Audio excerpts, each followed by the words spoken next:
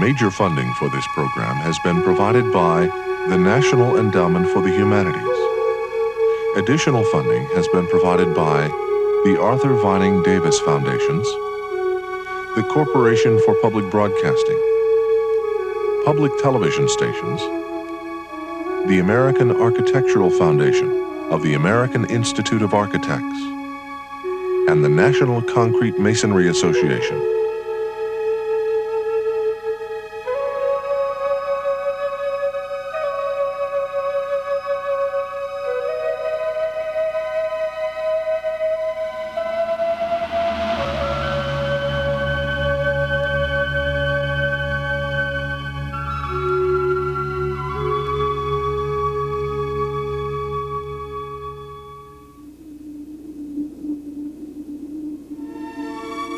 These are the pyramids of Giza. Of the 7 wonders of the ancient world, these are the only structures that still remain. And remain they will, as long as any man-made object exists on this planet. The pyramids were already about 1,500 years old when the Greek historian Herodotus first wrote about them 5 centuries before the birth of Christ. They presented a tantalizing mystery to Herodotus, and in many ways that mystery has survived, along with the Great Pyramids themselves, over thousands of years. Like every tourist who's ever journeyed to Egypt, Herodotus was fascinated by all he saw. The first thing he wanted to know was why these incredible structures were built. And then he wanted to know how. How could a society which existed 2,000 years before the flowering of his own magnificent culture have been powerful enough, ingenious enough, dedicated enough, and organized enough to have erected such imposing monuments on the edge of this unforgiving desert? His first answer was the Nile. Herodotus called Egypt the gift of the Nile, and one glance at the disparity between these arid sands and the green Nile Valley tells us why. For it was here, between the edges of the desert and the banks of the Nile, that civilization first appeared in the form of early settlements.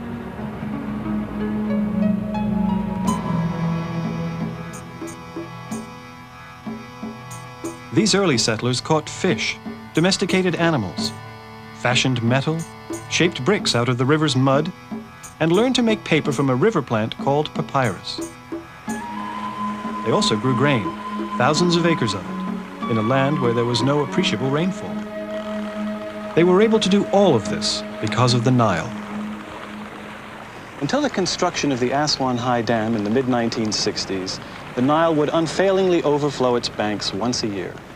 This annual flood, called the inundation, irrigated fields, filled canals and reservoirs, and deposited a rich layer of black silt over vast tracts of farmland, which would otherwise have been nothing but desert.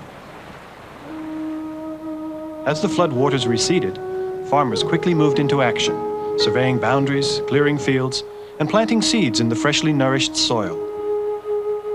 Such communal efforts also nourished these early settlements.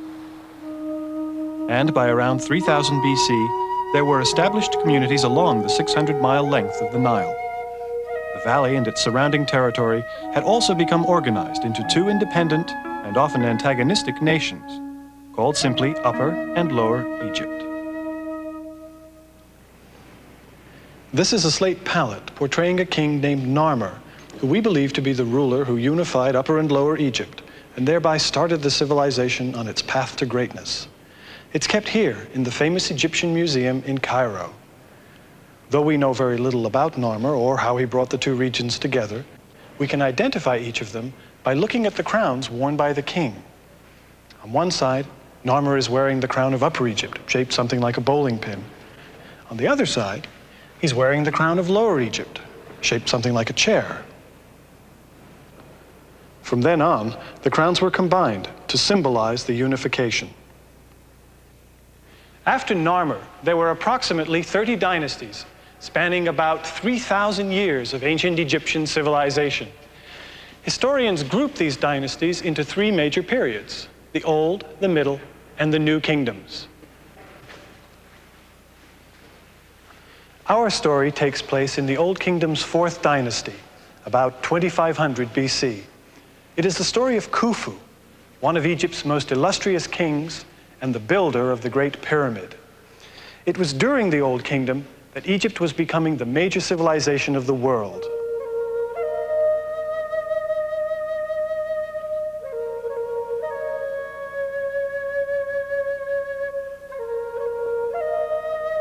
Central to the understanding of why the Egyptian civilization worked the way it did was the role and function of kingship and the organizational network that flowed from the royal palace. Although the king was all-powerful, he was supposed to be led by a guiding concept known as Mat. Mat was the ideal of a universe in perfect harmony, as it was said to have been in the time of the gods. This perfect order also had to do with right and wrong, and how the society as a whole functioned. Mat was often represented as a goddess who wore a single feather in her headdress, symbolizing the delicate balance between stability and chaos, both in the universe and within the human condition.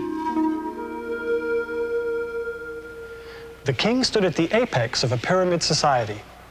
A few people at the top, supported by a huge base of peasants and laborers. This was an aristocratic culture, ruled by a privileged class which drew power from its relationship to the king. And this king was not merely a privileged mortal. He was also considered to be a god who drew his power from the very essence of creation. The world began as a watery chaos, which was called Nun. And it was from this chaos that the sun god Re emerged onto a mound. And the great mound from which Re created the universe and all its living things became a shape of great creative power, sacred to all the world. But unlike other mountains upon this earth, the only being who can ascend to its pinnacle is the god himself, the living son of Re, king of Upper and Lower Egypt.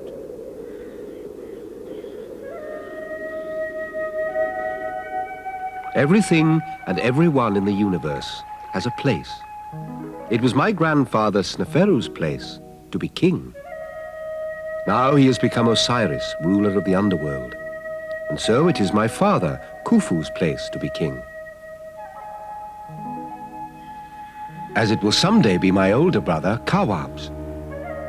That is all part of the balance of Mat, and it is most important that Mat be maintained in these troubled and difficult times after the death of a great king. All of this has been taught to me from a very young age by the royal vizier, Ankaf, who knew that it was my place to be a scribe, a man of learning. Hodedef, you will be our eyes and ears throughout the kingdom. Thank you, sire. And you will help keep my name alive when I leave this earth to become Osiris. Not for many, many years, I hope, father. Whenever it happens, we must be prepared for it. Yes, we certainly must. Which leads me to the subject of your own eternal home, a great lord of the two lands. My pyramid must be every bit as grand as my father's. Indeed. But without the compromises forced upon the builder. As you recall, Ankaf, when my father's first pyramid was half completed, cracks and faults began to form, and there was clearly instability within the structure. Yes, I recall it well. So at that point, the architect decreased the angle of ascent to 43 degrees. Leaving a structure which appears to hesitate on its rise toward the sun. My father is not a man for hesitation. But as your majesty sees, in your father's second pyramid, the one to the north, the same slope is maintained throughout the height, rendering a perfect structure. Not quite. You will build me a pyramid as daring as his first began, yet as massive as his second. In short, the greatest pyramid of all, so that no one who sees it can doubt the power and the glory of the King of Egypt, from now until the end of time.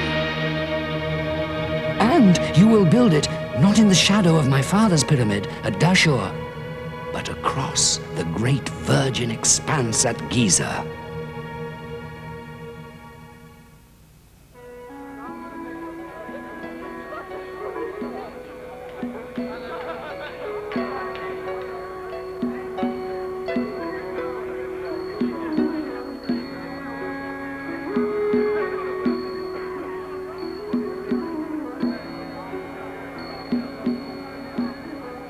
It wasn't long before Ankaf returned to the royal court at Memphis with his plans. As it is customary, we will construct your necropolis on the west bank of the Nile, where the sunboat of your father is seen to set, where the passage to the next world begins. Now, the site your majesty so wisely chose allows us to build on a suitably splendid scale. Adjoining your Great Pyramid, we will place 3 smaller pyramids for your 3 gracious queens, as well as many tombs for the beloved members of your court. While my father found favor with the plan, my mother had certain objections. Since I am the main queen, it would seem only fitting that my pyramid be larger than the other 2. You see, my queen... It was my father's 3rd queen, Enutzen, who provided the logical explanation. My dear, think of what you are saying. If your pyramid were to be built larger than those of the other queens, it would detract from the main pyramid of our Lord and Divine King. Quite so, noble queen. As you see, my lord, the plan will afford a suitable location at the proper time for the pyramid of your successor. My brave son, Kawab. Your remaining children will continue surrounding you and serving you for all eternity in suitably impressive tombs. My learned son, Hordedef, the scribe, will record your progress for me. One further advantage of the Giza site: it is located just across the Nile from Tura, the finest limestone quarries in all your realm.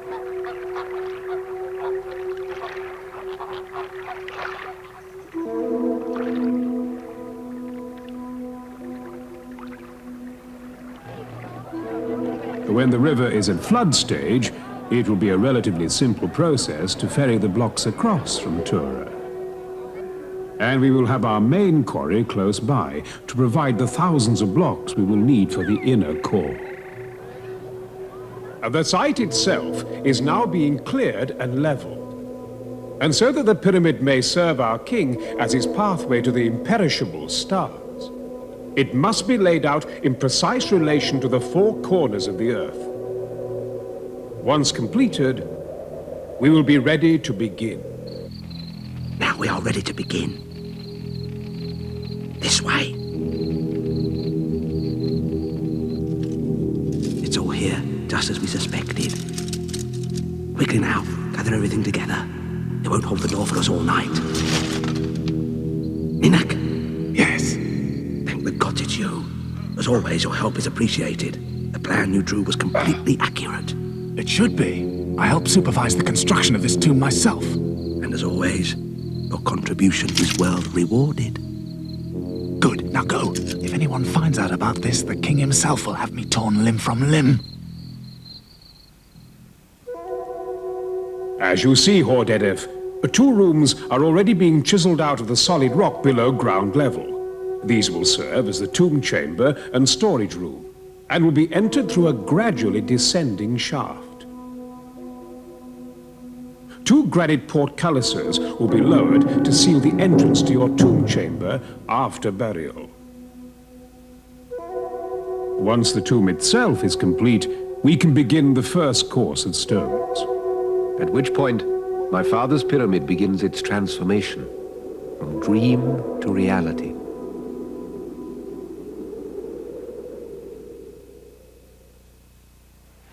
Building elaborate tombs for the monarchs spanned the history of ancient Egypt, a history dominated by the belief that the god king, if properly cared for, would live forever to maintain and protect his people. We're in the impressive tomb of Seti I, who ruled this land 1,200 years after the events in our story. By Seti's time, the search for safe and practical ways to care for the monarch's body and afterlife had led away from the highly visible and monumental pyramids to secret tombs cut from the solid rock of southern Egypt's Valley of the Kings.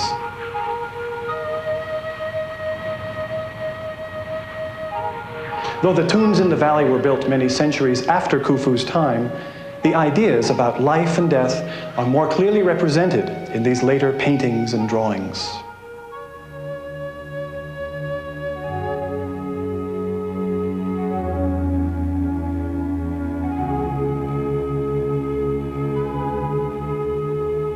tomb like this would have been filled with religious objects, gold, jewels, and furniture.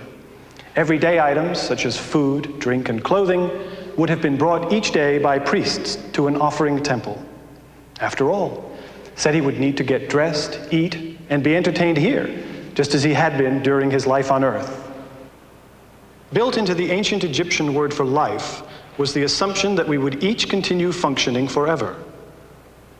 All classes believed in an afterlife, but remember, this afterlife was to be a perfect extension of life on earth.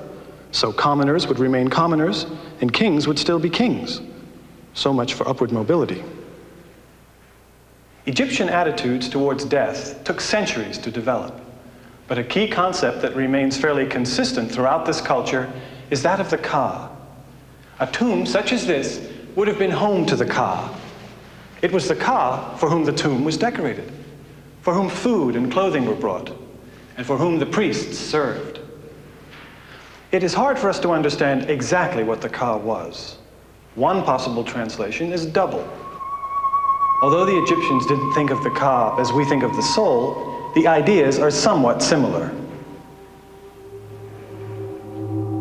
Long before the tombs of the Valley of the Kings, burial chambers for the nobility were often provided with special rooms for Ka statues, and all tombs had doors through which the Ka could receive the food and offerings left for it.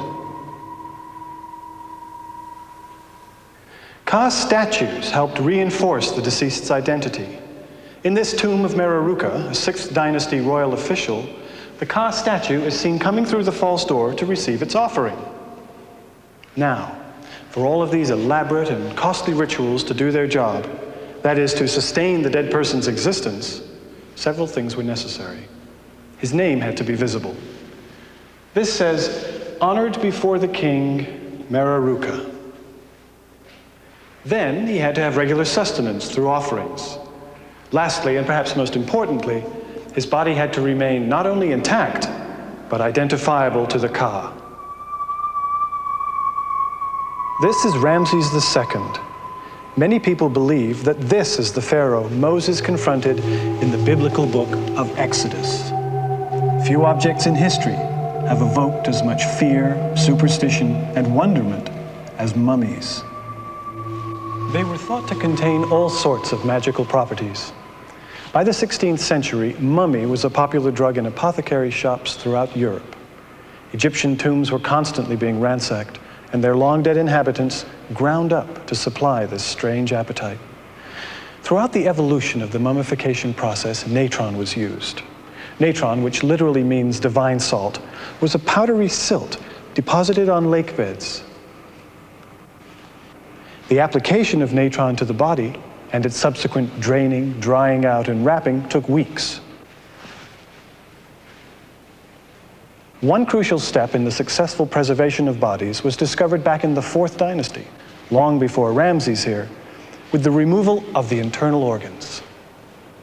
These are the canopic jars that held the removed organs, which were also mummified and entombed along with the body.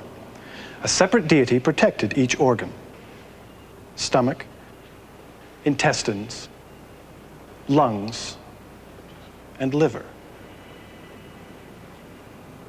The heart was left in the body since it was thought to contain the essence of the individual. Oh, and the brain. They didn't know what it was for, so they just threw it away. Over the centuries, mummification and burial practices became more elaborate. Coffins eventually came to resemble the individuals inside. These mummiform coffins further identified the dead, particularly the deceased king, with the god Osiris, ruler of the underworld, who was always shown wrapped as if a mummy. The Osiris legend is one of the most potent and embracing themes in Egyptian thought and culture, about a god hero who died and then lived forever in the next world. It was a story at first only connected to kingship, but later developed to offer similar hope to all Egyptians.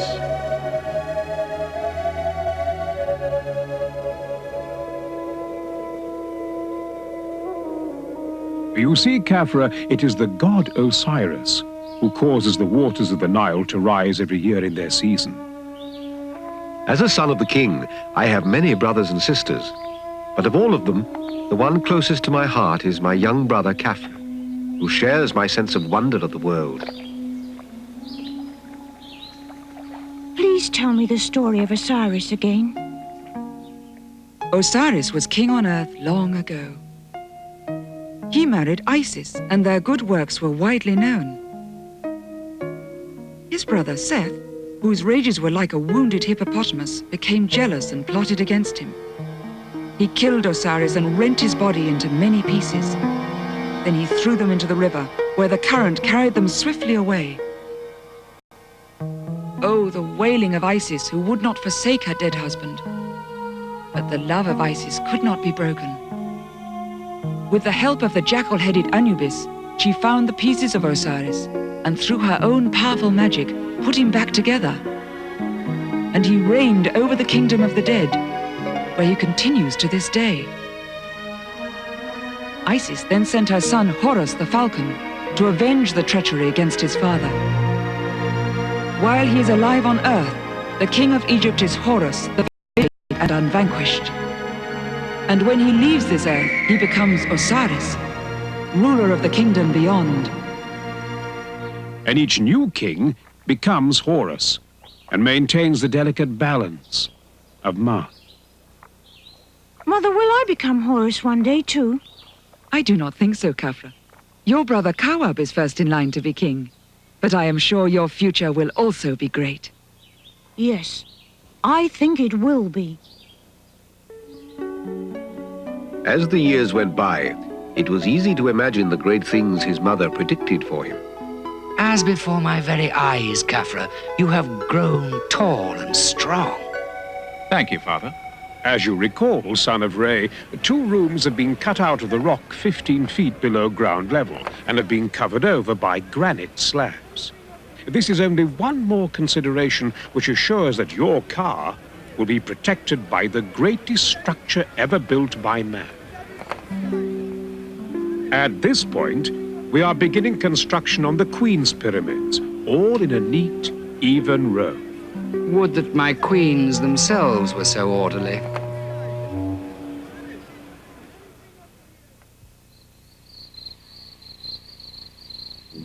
Our best take yet. 3 nights running, we have not exhausted the treasure. I told you we were moving up in the world. Ninak, it was everything you said.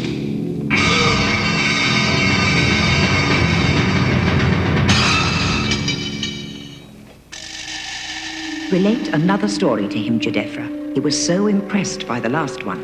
It took me weeks to learn it, Mother. And even if I tell another story, Hordedef will only tell a better one.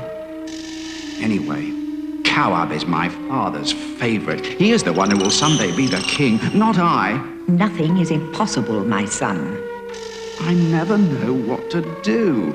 Try to act the part. Even Khafra behaves more regally than you, and he has no chance compared to yours.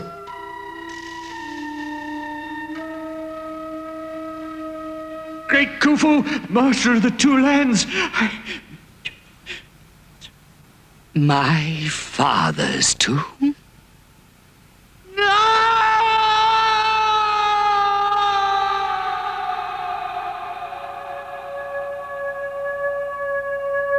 The plundering of my grandfather's tomb was a matter of grave concern for the well-being of his car and the stability of Ma'at. But, like a true scholar, Ankaf learned from all he encountered. As a result of the unfortunate occurrence at Dashur, Your Majesty, we are taking several decisive steps.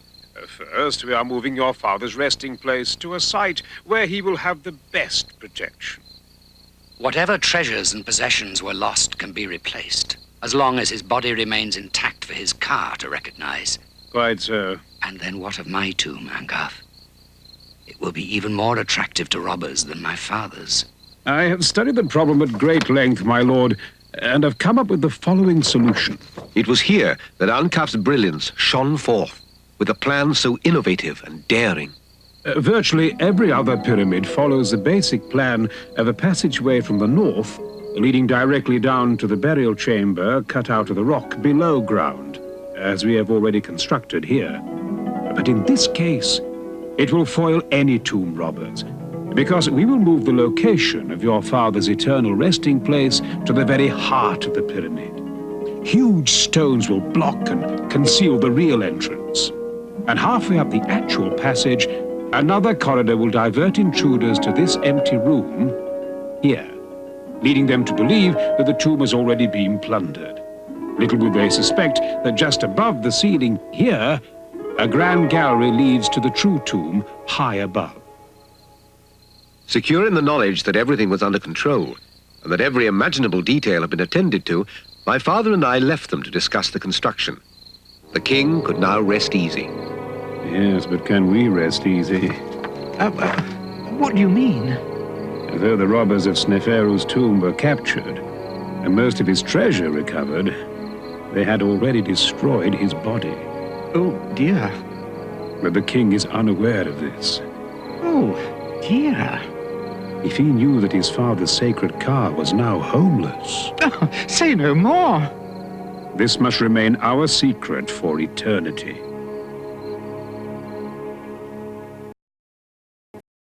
To build was so inextricably tied to Egyptian life and thought that these structures must be understood in a much broader context. For one thing, the pyramid was the means by which the dead king climbed to the sky, a sort of ladder to the heavens, if you will. And then there was another important theological teaching. It held that the universe itself came from a pyramidal hill, which may offer some clue to the meaning and significance of the pyramid shape to the ancient Egyptians. Before the Egyptians built great pyramids of stone, high officials and even kings were buried in chambers under rectangular stone structures called mastabas. The mastaba remained the burial form of the well-to-do almost until the end of the Old Kingdom.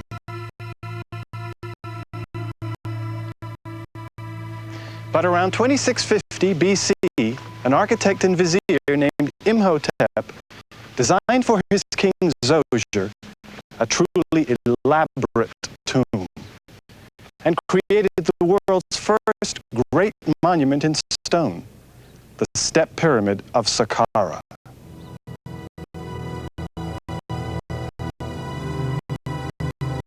Previously, the use of stone in buildings had been limited. Most structures were made of mud brick. But here at Saqqara, we see the first architectural expression of the need to preserve the dead king in a tomb that would last forever. Zoser's pyramid is made up of 6 rectangular mastabas, size, one on top of the other. Underneath is the tomb chamber. From an engineering standpoint, the step pyramid was somewhat tentative. Blocks were cut small for ease of handling. Steep inclines were avoided.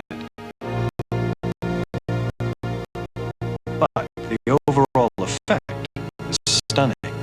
Around the pyramid, there's a vast array of buildings constructed for important ceremonial purposes.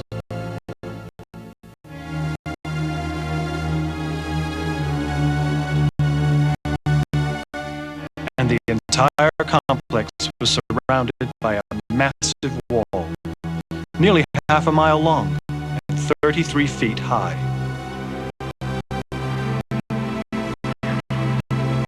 Zoser's immediate successors opted for step pyramids of their own, but none were ever completed.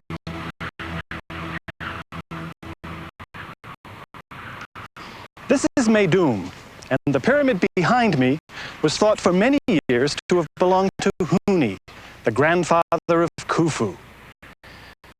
Recent scholarship now points to the possibility that it is yet another pyramid belonging to Sneferu, Huni's son and the father of Khufu.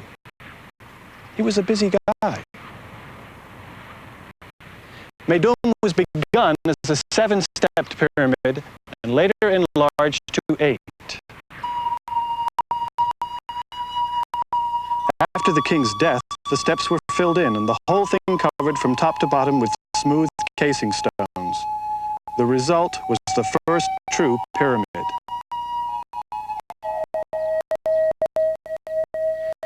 Beside its slope, Meidum also contained all the elements found in later pyramid complexes. A valley temple, now buried where the dead king was embalmed, was connected by this causeway to another temple adjacent to the pyramid where important pre-burial ceremonies took place. After burial, this is where daily offerings were brought and elaborate rituals performed. There was also a space about 10 yards deep between the temple and the pyramid in which 2 stelae dedicated to the king were displayed.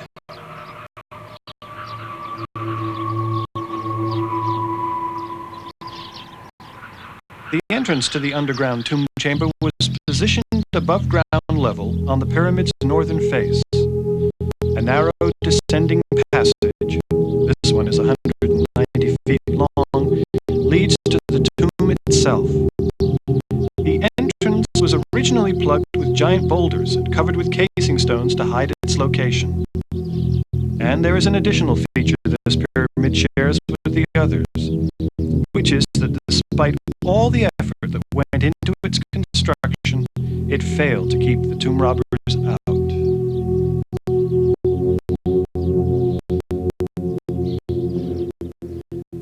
When they were finally completed, pyramids and pyramid temples like this one at Giza were great hubs of activity.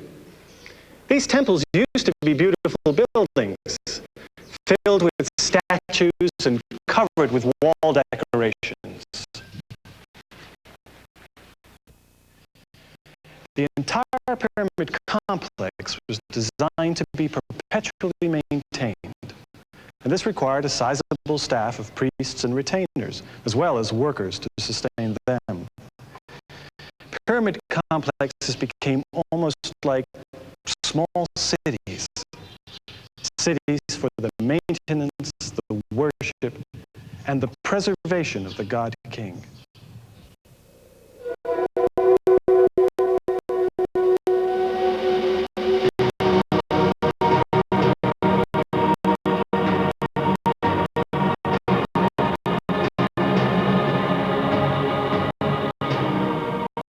Today marks the 20th year of construction on this plain of Giza.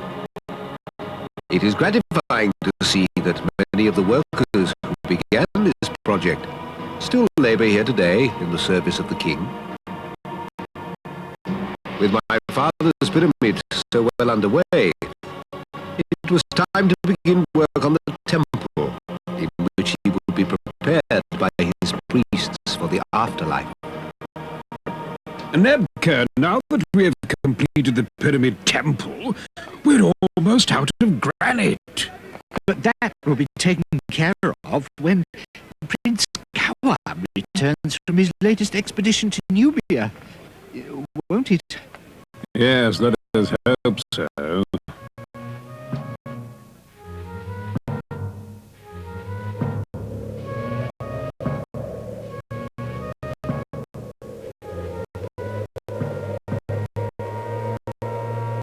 Noble Prince, we have seen Nubian warriors in the hills. Pay them no mind.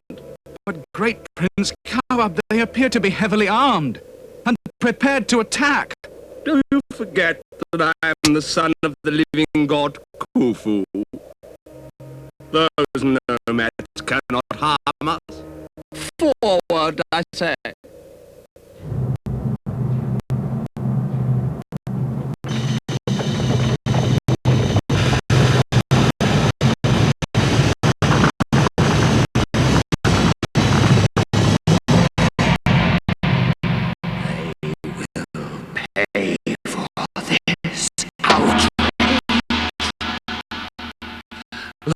Those who offend the majesty of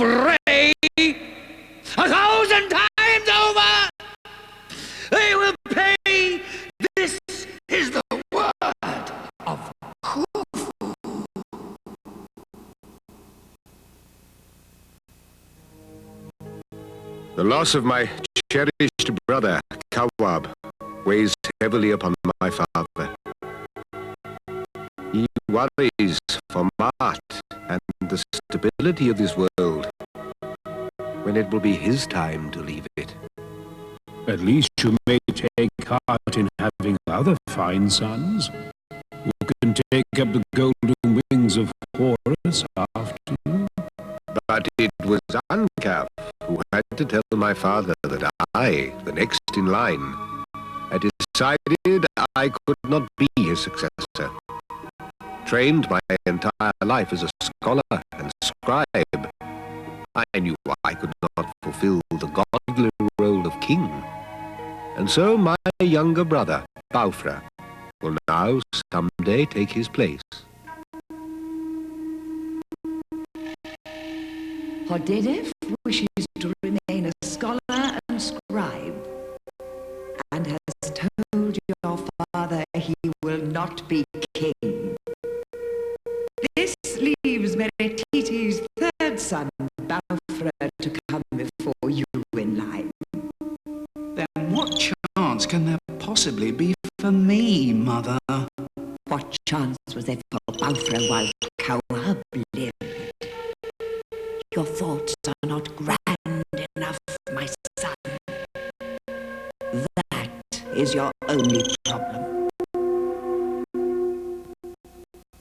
It was not long after Kawab's tragic passing that my three brave and royal brothers set out on a leopard hunt. Baufra, I am told, was envious of the noble animal Khafra had slain, but Jadefra generously confided to him where he might find an even greater leopard.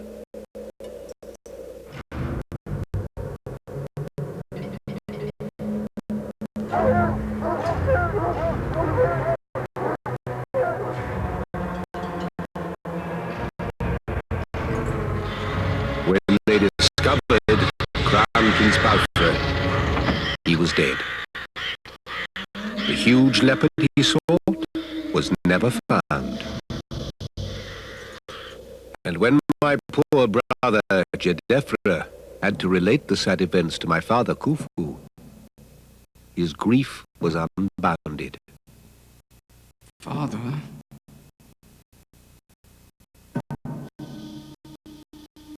At last, the prize is in sight. You, my son, will be the next king. Rebellion in the south, the plundering of my grandfather's tomb, the loss of Kawab and now Baufra. Mart is surely out of balance and needs to be restored at once. If not, then what? It is even possible my father's pyramid would not be completed within his life on Earth. I have given these matters much thought, my lord. I have heard of a wise old magician, Dedi by name, a man of 110 years, who lives not one day's boat ride from here. It is said of him that he even knows how to reattach a head that is being cut off, and has predicted many things in his life. Surely he will know what is to become of your reign and your royal issue. Hodedef, my son, go yourself and bring this Dedi here to me.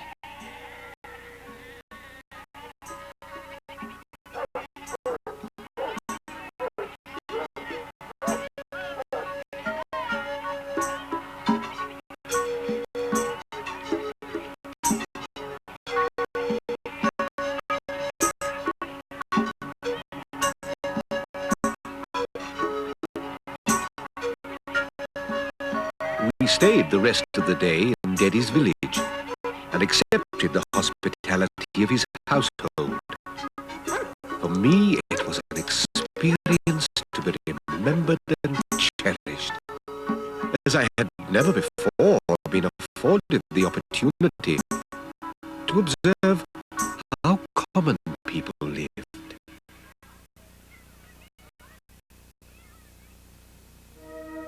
And the next morning, Dedi appeared before the king, my father, to tell him what his magic had discerned. Would any of Khufu's issues survive to be king? And would his great dynasty continue? Sovereign Khufu, my lord, may you live, prosper, and be in health. Your dynasty will not end yet. I see two of your issue who will assume the mantle of Horus as king of all the land. Thanks be to Re, my father. One will rule a brief time only.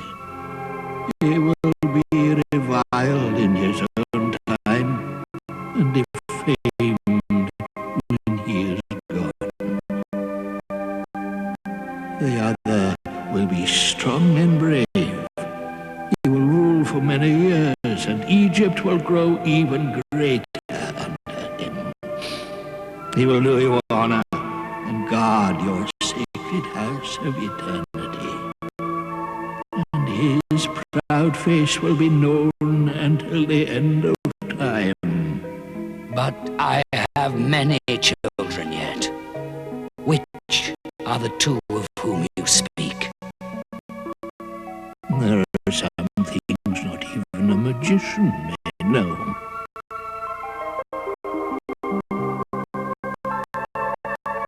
And it was not long afterward that the wise old Dedi took leave of this earth himself, leaving behind a mystery that only time could now unravel.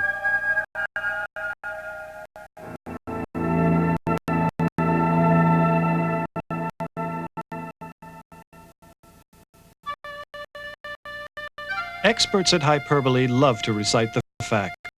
It covers 13 acres, or the equivalent of 7 square blocks of Midtown Manhattan.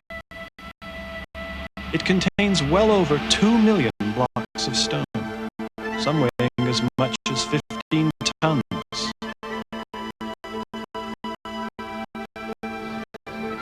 It stretches 755 feet along each of its 4 sides, and is so close to geometric perfection that the difference between the longest and the shortest sides is only 7 inches. And each side is aligned with one of the true directions of the compass. It rises at an angle of 52 degrees to a height of 481 feet, about the size of a 40-story office building. The Great Pyramid of Giza, an eternal monument to one of the towering figures of history. And yet this is the only complete representation we have of its builder and one-time occupant, an ivory figurine barely 3 inches tall.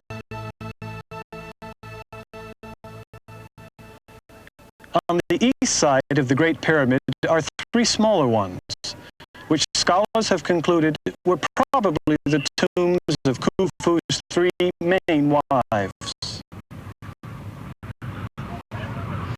And just beyond, a virtual planned community of mastabas for other family members and court favorites. The sides of the Great Pyramid now look like giant steps. But they used to be smooth, covered with a casing of polished limestone, like the casing stones on top of the other huge pyramid here at Giza. That one is only slightly smaller than Khufu's, but it's built on higher ground, which makes it appear just as large. We can see quite clearly here at its base how surface rock was neatly chiseled out of the surrounding limestone bed during the leveling process. The stone was then used for core blocks. In fact, all of the inner stones for the pyramids were quarried as close to the work site as possible. The only exception was the fine limestone used in the casing. It had to be transported from Tura across the river. They're currently restoring the outer casing of the step pyramid at Saqqara with white Tura limestone, which will give us a sense of what a finished pyramid must have looked like. Tura limestone is relatively soft and was easily quarried with the simple tools and techniques the ancient Egyptians had to work with. They chiseled slots into the stone, stuck wooden wedges into them, soaked the wedges with water, then waited for the wedges to swell and break the stone free. Quarrymen also used stone hammers, metal chisels, wooden mallets, copper saws, drills, and finely ground quartz sand.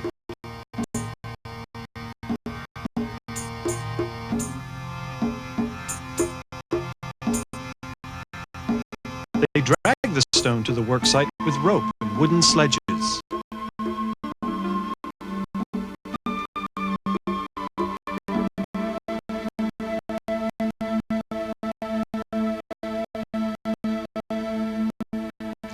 It's questionable whether the Egyptian builders ever knew of construction machines more elaborate than the large sledges hauled by gangs of laborers, or the smaller wooden rockers used to move the stones around once they were up here. There is evidence that they tried using animals and other construction aids, but they apparently decided that simple manpower was the best way of all. No pulleys were used to raise the heavy blocks. They were simply dragged up ramps of mud, brick, and earth. And once they reached the appropriate level, they were levered into place. But not before the masons had cut them with incredible precision. Even the large granite casing stones like these on the third pyramid at Giza fit so tightly together that you can't slip a piece of paper between them. The hauling was done by gangs of conscripted peasants, most of whom probably worked seasonally, a few months stretch after the harvest and during the inundation. But they were not slaves. They were paid with food and clothing. And once their annual work for the state was completed, they returned home to their fields of wheat and barley, either a little worse for wear or in great shape. Take your pick. Of all the debates over pyramid construction, probably the most spirited is the one over the type of ramp system used. Some people believe a single ramp was built from the local quarry to the top of the pyramid. Others maintain that 4 smaller ramps spiraled around the sides of the pyramid, each beginning at one of the 4 corners. There's yet another theory that seems to combine the previous 2. Though the debate continues, it's encouraging that the issue has settled on ideas about building techniques, rather than on preposterous and demeaning notions of astral visitation and black magic and so on. As it turns out, ancient civilizations did possess the technical skills, the determination, and the imagination to build such structures. And without the help of alien astronauts and supernatural forces.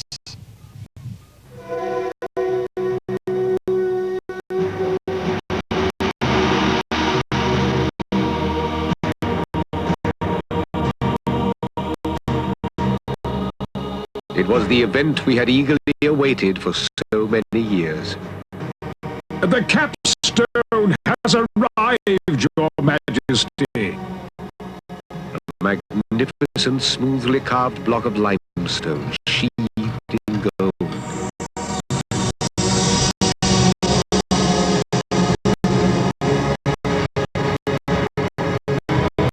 At the top of the final course,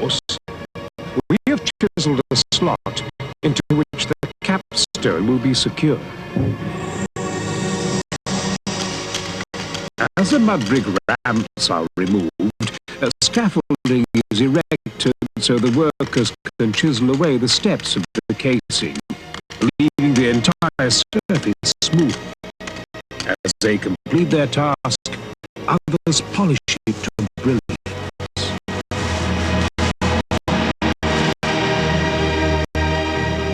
With that, my father's Great Pyramid was complete.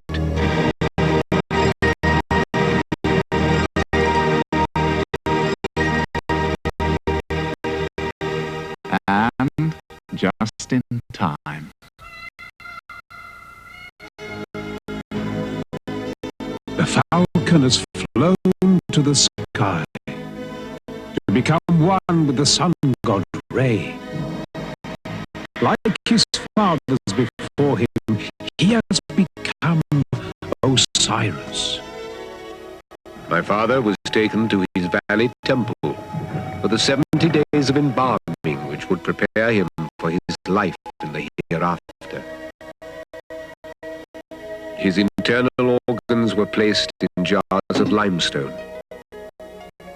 His body was prepared with natron, then anointed with myrrh, cedar oil, honey, and olive oil. Incense was burned. When the embalming was completed, he was wrapped in strips of fine linen, upon which his own features were painted, to assure that his body could be recognized by his ka.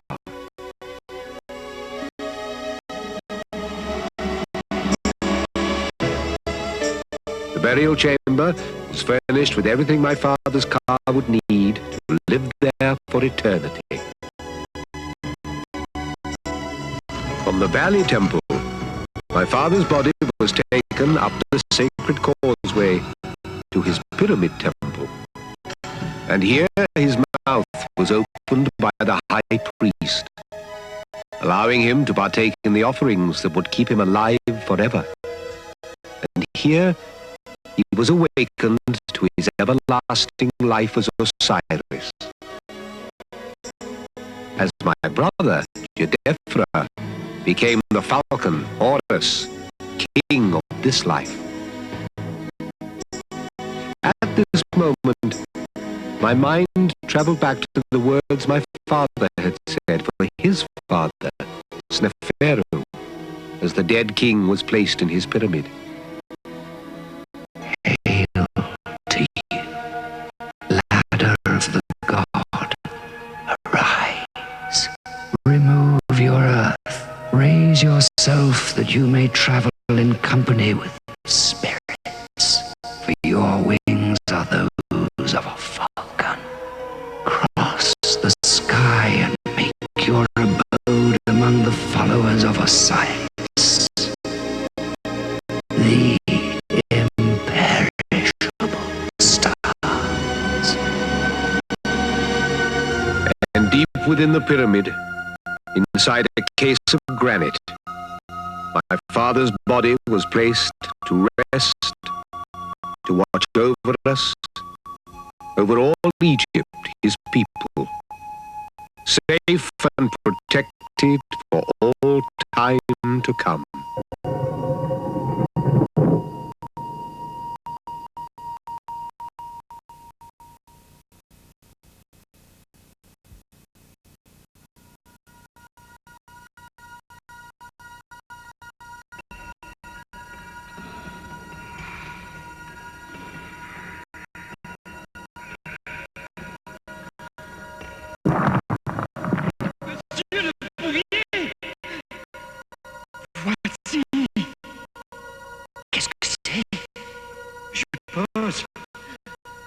Que je l'ai trouvé.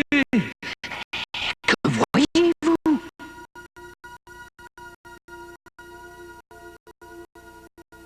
No, they didn't find anything in here. The archaeologists who accompanied Napoleon in 1798, or the Italian chaplain André Fave entered the Great Pyramid in 1549, or the French explorer Pierre Bellon, who did so 2 years before that, or the Muslim caliph who sent his diggers all through the pyramid looking for the legendary treasures of the pharaohs, all came out empty-handed. Of all the tantalizing mysteries associated with the Great Pyramid, the failure to uncover any substantial evidence of its builder is perhaps the greatest mystery of all. We know this was Khufu's pyramid primarily because workmen painted the king's name in the ceiling structure of the burial chamber. The pyramid temple, which would have clearly established the name of the monarch, was totally destroyed. One of the many mysteries of the Great Pyramid is this incredible grand gallery deep in the heart of the pyramid, which leads up to the burial chamber. Our story offers a possible explanation. No other pyramid contains a burial chamber so high up in the structure itself, and no other has such an impressive way of getting there. We have the pyramid itself and nothing else. The situation tomb explorers found over and over again, which is what makes this particular tomb in the Valley of the Kings so extraordinary.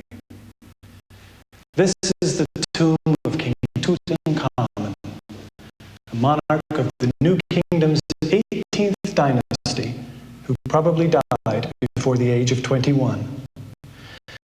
Though he might have had a relatively small impact while alive, his significance in death was enormous. Of all the tombs of the Egyptian kings, Tutankhamun's was the only one to survive intact. And that was only because it was completely covered by rubble and debris from a later, larger tomb. It was discovered in 1921 by the English archaeologist Howard Carter, working under the backing of his patron, Lord Carnarvon. The treasures they found in just these few small underground rooms take up an entire wing of the Egyptian Museum.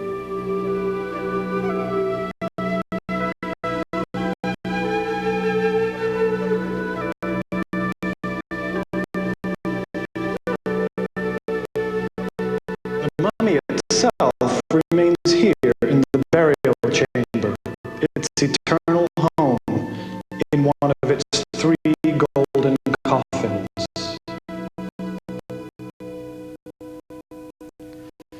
The Valley of the Kings became the final resting place of Egyptian monarchs following the decline of the pyramids. We don't know for sure why they stopped building pyramids.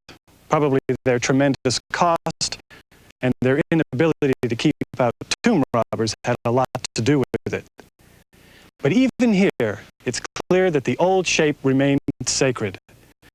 High above the Valley of the Kings, a natural pyramid formation etches the sky.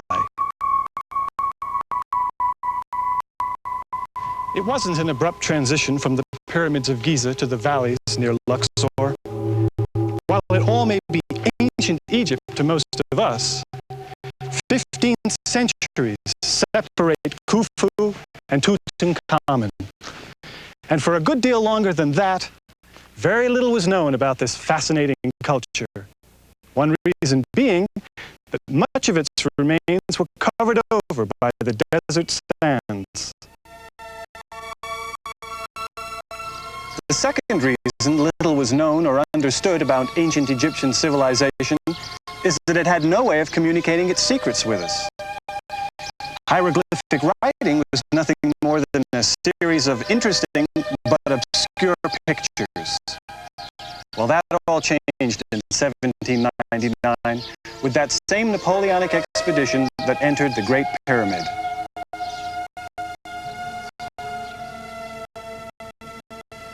This is a replica of a chunk of black basalt unearthed by one of Napoleon's soldiers in the delta town of Rosetta. It is inscribed in 3 alphabets: Ancient Greek, Demotic, a script used in Egypt at the time of the Greeks, and the even older hieroglyphics. For more than a decade, many people tried to match up the words among the 3 texts, but with little success. Then in 1822, a Frenchman named Jean-François Champollion cracked the puzzle, and the language of the ancients came alive. The most important clue came in the matching up of royal names, which are spelled out phonetically in the hieroglyphics. The royal names are encircled by oblong rings known as cartouches. Here, for instance, is the name Ptolemy in hieroglyphic, Demotic, and Greek. All the gold of Tutankhamun almost pales in comparison to the value of this intellectual discovery.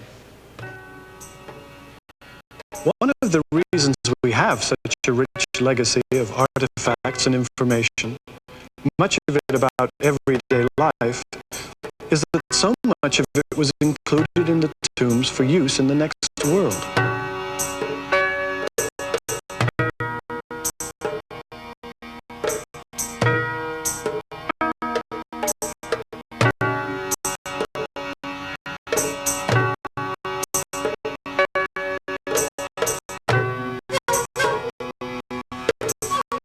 This was one society that clearly believed you could take it with you. Here, a wealthy cattle dealer wanted to take his business with him, and so he did, in the form of this model. He even has several accountants there to make sure he isn't being shortchanged. Another person took his grain business with him. And another was evidently fond of sailing. While someone else had more use for heavy manpower. And keep in mind, these weren't merely representations or reminders to the ancient Egyptian. Models, wall paintings, even writings had the same practical and effective value in the afterlife as the real objects also taken along.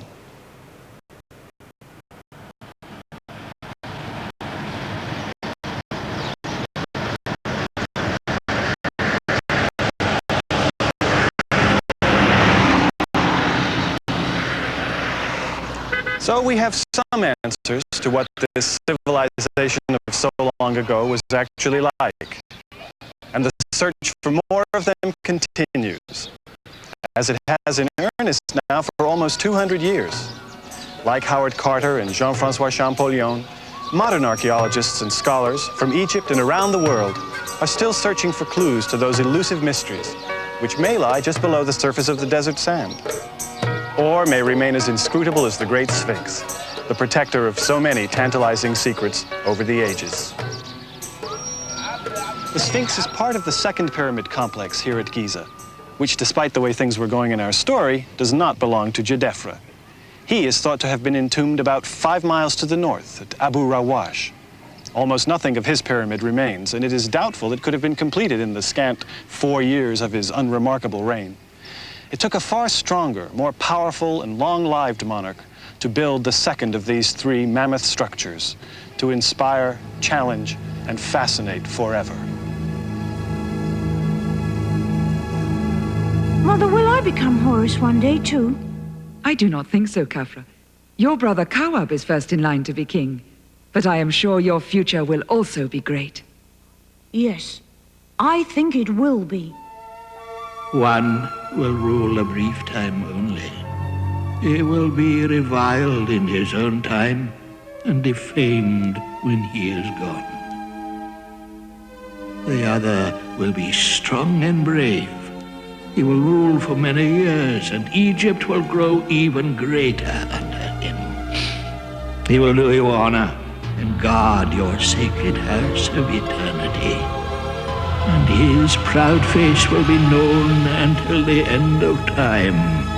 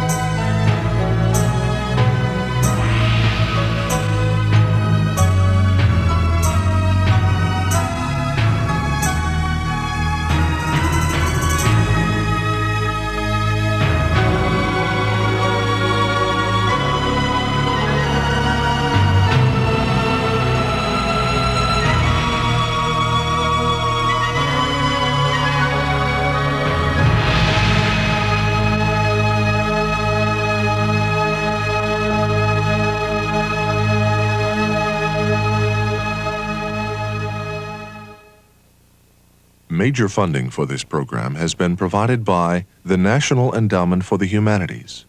Additional funding has been provided by the Arthur Vining Davis Foundations, the Corporation for Public Broadcasting, public television stations, Textural Foundation,